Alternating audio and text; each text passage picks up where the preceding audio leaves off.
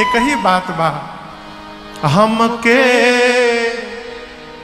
बने रहे द घरे जा हमार भैया जी, हमके बने रहे द घरे जा हमार भैया जी।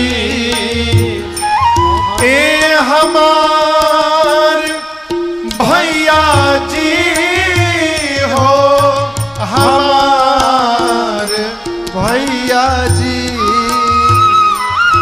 ए हमार भैया जी हो, हमार भैया जी। हमके हमार भैया जी, हमके बने रहे द घरे जा।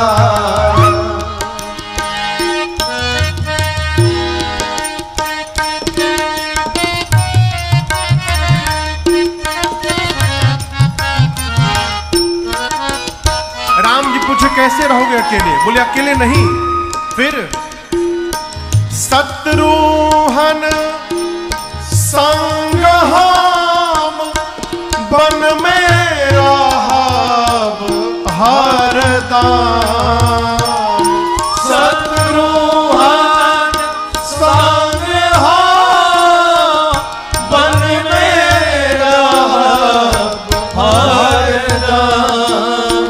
राखी भाई के दुलार, ए हमार भैया जी। राखी भाई के दुलार, ए हमार भैया जी। हमके बने रहे द घरे जा। भरत जी बोले कि मैं अकेले नहीं रहूंगा, शत्रुघ्न और मैं हम दोनों वन में रहेंगे, आप वापस जाइए। राम जी मना कर दिए, हम आपको रहने ले जाएंगे। अब क्या बोले?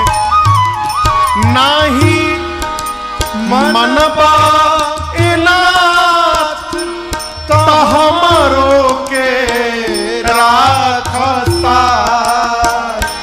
नाही मनबा इनात तो हमरो के राखसा।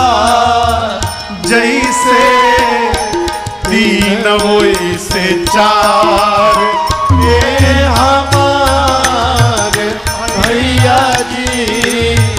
जैसे तीन वैसे चार, ये हमार भैया जी। हमके बने रहे द घरे जा हमार भैया जी। हमके बने रहे द घरे, हमके बने रहे द घरे, हमके बने रहे